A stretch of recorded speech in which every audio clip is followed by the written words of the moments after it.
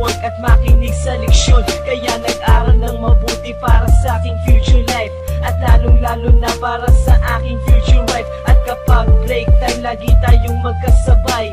Kinikilig ako pag hawak ko ang iyong kamay, habang tayo ay naglalakad pag tayo'y pauwi. Lalo kong tinatamaan pag ika'y ngumingiti.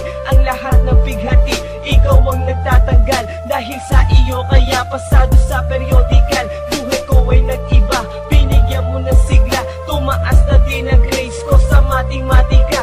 Ikaw lang ang dahilan para to sa'yo mahal. Inaalay ko sa'yo ang natanggap kong medal.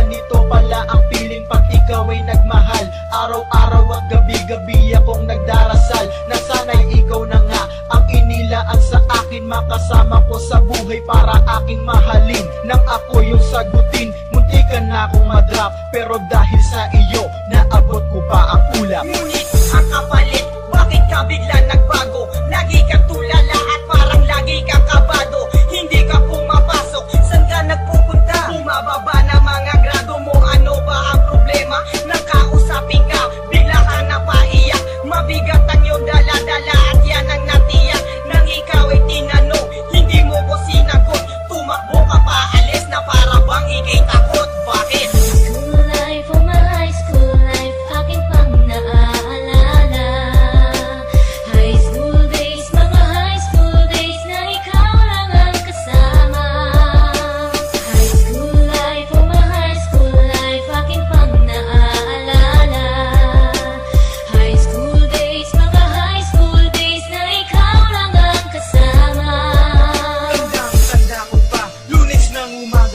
Bakit ang daming pulis? Ano bang meron ngayon? Narinig ko ang usapan na